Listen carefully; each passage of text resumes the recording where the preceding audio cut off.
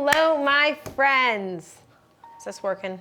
So, I wanted to bring you into the kitchen with me as I make lunch / my pre-workout meal for the day, but the biggest thing that I wanted to talk about today is protein intake. So we're on the cusp of the beginning of a new year. I'm recording this video like January 3rd, so depending on when it airs, you're still probably in the first phase of the year. And a lot of people have very serious fitness goals, especially nutrition goals, and those things really go hand in hand. And I think one of the biggest things that people struggle with the most is getting enough protein intake in. And I'm gonna say this with transparency that I am one of these people. I am not intuitively great at eating a lot of protein, but most of us probably aren't. And a lot of the foods that are very commercially available tend to be higher fat or higher carb with not as much protein. So while you might be getting in enough energy or calories, you may not be getting in enough protein within your diet. And I'm a big protein shill. I did my first research project in my PhD in a protein study, and I'm a very big proponent of a moderate to high protein diet, but that doesn't mean that I'm perfect, and I still struggle with that myself as well. So I wanted to bring you in with me as I make lunch today, but also to chat with you a little bit about how I get more protein in my diet and tips and tricks that you can use for doing that as well. Because eating enough protein or eating more protein, it requires thought and effort, and so you don't have to track your macros. I'm not want to be a page that makes it seem like you have to do that to succeed, but you have to be mindful, you have to be conscious of what you're eating, you have to be aware. You can't really just kind of fly through your life and expect to eat more protein. You kind of have to put a little bit of effort and thought to it. I just came off the holidays where I wasn't being as mindful of my food, you could say. My training volume wasn't as high, so I wasn't as worried about it. I know that I can kind of get about 100 to 100 grams in per day just eating what I eat, but if I want to get into 130, 140, closer to that 1 pound per body weight per day that I try to hit as best as I can, I have to really try, because that's like a lot of protein, and especially for female or smaller individuals where your protein intake might take up a lot of your daily calorie needs. So it comes with a little bit of practice, but you have to start early, eat often, and that's what I'm gonna go over today. So first things first, failure to prepare is preparing to fail, right? And a lot of people kind of hate meal prep. They kind of have this negative association with meal prep in dieting or meal prep in like restrictive things, but meal prep does not have to be something associated negatively with food and what we feed ourselves. Meal prep can be doing your future self a favor. Like, hey, I love my future self. I care about my future self. I'm gonna do my future self a solid, and I'm going to make sure that they have food so that way my future brain doesn't have to make a decision. So I think for many people, when it comes to sticking to a protein intake or even our fitness goals or nutrition goals that come along with that, it's that we like expect ourselves to make that decision in the moment during the week, but we have extreme decision fatigue or our thoughts are on something else, and it's a lot easier to make food that you already have done it. I like doing something where I bulk prep. I don't really meal prep, so sometimes I make meals if I feel like I need that for the week, but usually I bulk prep for the most part since I work from home and stuff like that. And so what I do is I make a large amount of protein and then carbs if I need it or any other sources. And that's usually like what I do, and I mix and match meals, or I'll take some partially cooked stuff, some not cooked stuff, and make a meal out of it. So my protein sources that I cooked this week is all in my little jars here. So these are Elo jars. They're linked on my Amazon page if you want them, so you can go to that link linked in the notes. But I have a few different protein sources, and I'm gonna go over 2 plant protein-based sources that I have and 2 animal-based proteins. So I know that I do eat meat, and I know not everyone does, but eating meat helps you get your protein in. So for vegan or more plant-based people, you just have to get a little bit more creative about the sources that you're eating throughout the day, and including things like soy and tempeh, I think that's how you say it. But what I made this week is 93% lean beef. I just cooked it on the pan yesterday with a bunch of seasoning, and that's what I'm going to use in my lunch today. I'm gonna eat this pre-workout. I'm lifting, but then doing some cardio after, but I can tolerate a little bit more fat in my pre-workout during my lifts, and or like if I have my lift and then it holds me over to my cardio. If I'm doing just cardio, I probably would not eat this as a pre-workout meal, so that's my disclaimer. But I'm going to the gym at like 2:15, 2:30, so I have some time to digest and I'll feel good. So I'm gonna add that beef to my lunch today. But I also meal prepped for this week shrimp. I feel like shrimp is such an underrated protein source. It can be a little pricey. I get mine from Sam's Club. That helps with that obstacle, but I can't get my jar open. Ah! So I air fried my shrimp. I'm spilling my shrimp. Whoops. So I air fried my shrimp. You can cook it however you want. All I do is for these is I'm just like bulk seasoning generic, because then I'll add sauces and seasonings when I'm actually making my meals. So those are my 2 protein sources this week.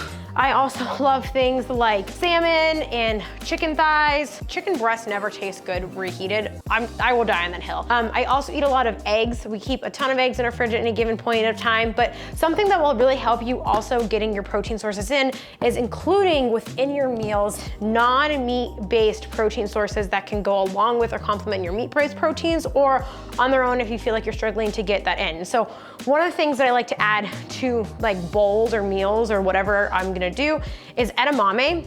So this is pre-shelled, I think it's called something else, whenever it's monkamame or something. So this is frozen Kroger edamame, and that has a good bit of protein in it, so I will add that to my bowl meal today to sneak some extra grams of protein in that are non-meat sources, because I find that I get pretty full pretty quick on meat sources, and sometimes I don't want to eat my full meal, or it like really slows my digestion, especially as a pre-workout. But sometimes keeping some plant-based sources or mixing protein with my carb sources really helps me get more in. And so planning that, I have that prepped, and then also this is we already cooked this, so I'm gonna use what we already have cooked. But I have a quinoa brown rice mix.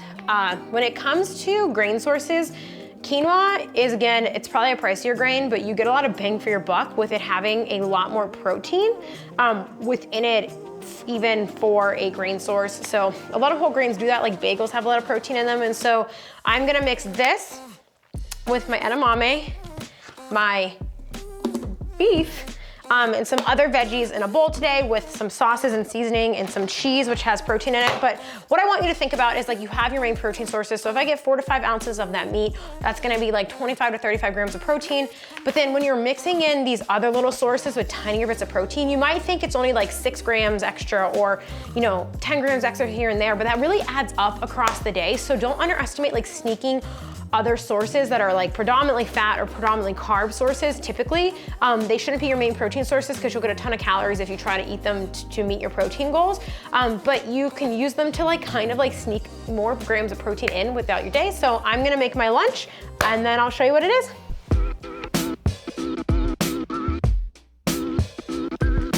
So quick tip, if you are weighing your protein and it's already cooked, so I weighed that pre-cooked beef, what I do if I'm doing that is I put it on my scale and I tear it or I zero it out, and then I measure how many ounces it is. But there is a 25% difference in weight if you are weighing something cooked versus uncooked. So it was like 3 point something ounces of cooked meat. And so what I did is I then multiplied that by 0.25 and then added that to the 3. So it ended up being like 4.1 ounces of meat. And so that's what I actually tracked, because it's not 1 for 1. You do have some water loss, but it's like a denser whenever it's done being cooked and prepped. So you actually are eating more than what you're tracking, and that way you're actually getting more protein than you think. So I weighed about, this is technically 3 ounces cooked, 4 ounces uncooked, and it accounts for, that's 23 grams of protein already in that meal. So I am already set to hitting a decently high protein lunch once I add all the other stuff back in. But with that, I'm already getting what I try to get, at least like about 25 to 35 grams at least per meal per day, especially in a pre-workout meal. So let's put the rest in.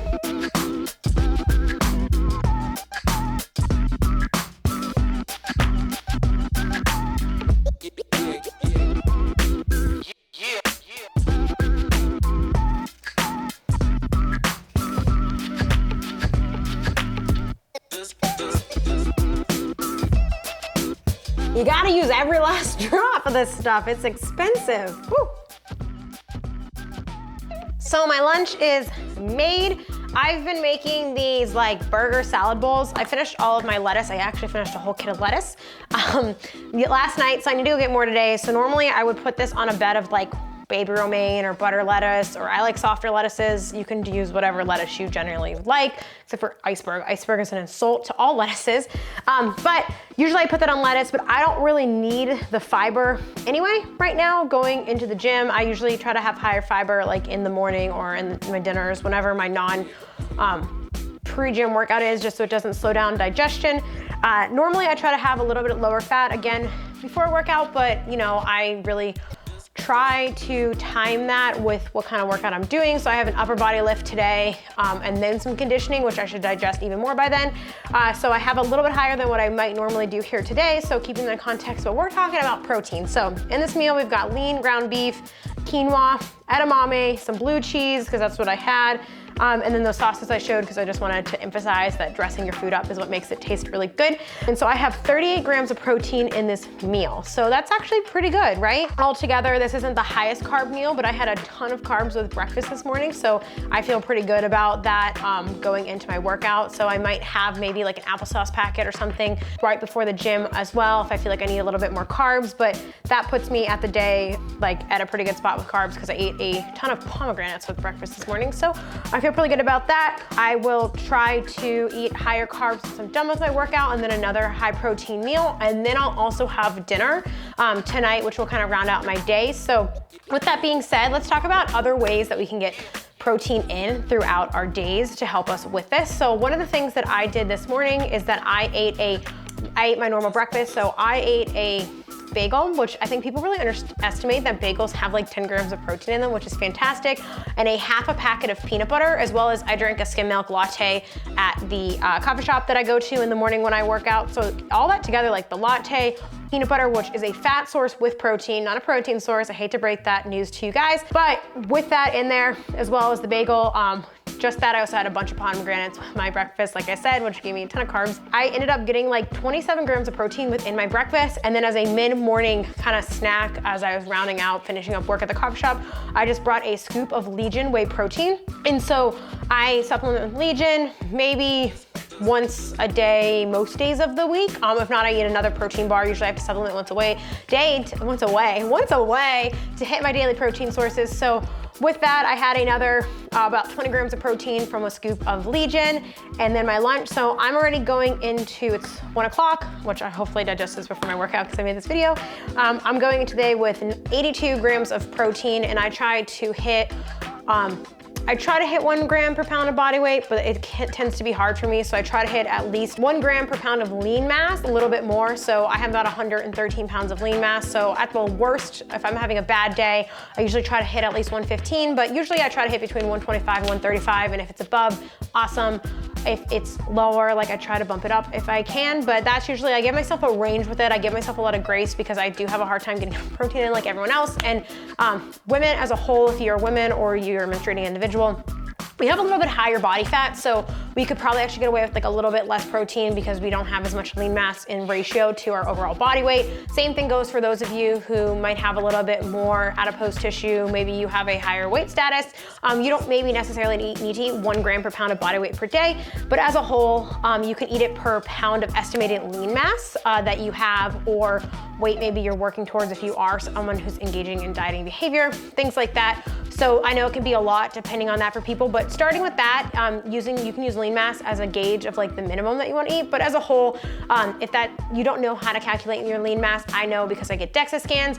What you can do is just reduce that math. So usually the protein recommendation per day is like 0.7 to 1.0 grams per pound of body weight per day, depending on your goals, your fitness that you engage in, your body status, things like that. So what you can do is probably stick to that 0.7 to 0.8 range, and that can be a great target. But if you're someone who's coming from like not eating a lot of protein per day, I know someone's gonna be like, well, the FDA says, well, the FDA protein ranges are basically to keep you alive and functioning, so you don't basically, die. It's detrimental to health. Die might be an aggressive word, but you want higher protein intakes if you're engaging in any sort of calorie deficit or dieting, if you're engaging in multiple forms of activity, resistance training, endurance training. Even runners and endurance trainers need pretty high protein for recovery. So even if you don't compete and you don't identify as a competitive running whatever individual, you really should be still eating a decently high amount of protein. It will help you stay satiated. It will help, which is a fancy way to say stay fuller longer. Protein actually burns more calories for our bodies to digest than carbs or fats. And you can actually, technically, there's a little bit of literature that shows you can eat in a slight caloric surplus and have it come from protein, and it actually isn't detrimental to gaining weight. So really, protein is where it's at. There's a lot of good things for us, but also really help your performance and recovery. A lot of people complain about not being able to recover really well from their training sessions in the gym, and sometimes it might not be your training volume or your program. It just might be that you're under eating and under fueling. We talk about this in almost all of my ebooks, it seems, and programs and products. So that's it. That's kind of my tips for getting in more protein during the day. I really encourage you to supplement. Again, Legion, my code is Little List, so you can save 20% off your first order, or double bonus points when you're signing back up. So supplementing is really helpful. So I use Legion, like I said. This is the vegan one. Their vegan protein is actually pretty good, especially if you don't like to consume dairy, or maybe you have some sensitivity to it, or you just choose not to. It's actually one of the better ones that I have found. My brother actually has some GI issues. He's working with a PhD RD right now, and he has him using this because it hasn't been bugging him at all. So then there's also the Legion Whey, which I love. This is what I supplemented with this morning. Either classic chocolate vanilla, you can't go wrong with some of their flavors, like the cookies and cream and the peanut butter. The cereal flavors are really, really good. So I supplement it with this. Don't be afraid to supplement with a scoop and a half or 2 scoops if you really need to. I know a lot of people ask how many times you should supplement a day. I'd keep it under 2 because you still get nutrients from whole foods that you want to get. But if you're supplementing between 25 and 40 grams a day, you're probably okay.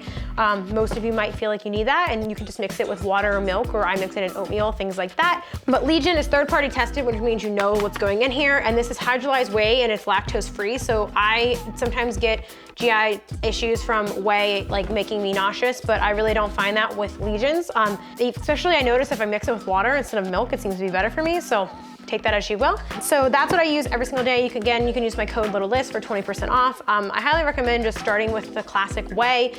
Whey protein is going to be the best kind of protein supplement, but if you don't use whey and you use plant, increase your dose of your supplement, just so you're getting more of those amino acids. They make sure though with Legions, you hit this thing called a leucine threshold, so you will do that with their products, but that's what I recommend you to supplement with if you're doing it. Protein bars are also fine, but really whole foods are where it's at, along with the supplementing within your diet and workout and things like that. So I hope you guys learned something today. I hope this was helpful. My biggest tips for eating more protein in your diet really are just prep and prepare and supplement daily, and really have to be intentional about mixing it in your meals and finding other sources. So today I snuck protein in through a bagel, through peanut butter, through quinoa, and through edamame, and that probably added an extra 20 grams of protein to my day that I wouldn't have had already otherwise if I was only relying on what we consider conventional protein sources. So really using those to up and increase your meals and sneak it in so you don't feel like you're only eating protein from meats or things like that all of the time. So I hope this is helpful. If you found this helpful, please subscribe to my channel, like this video.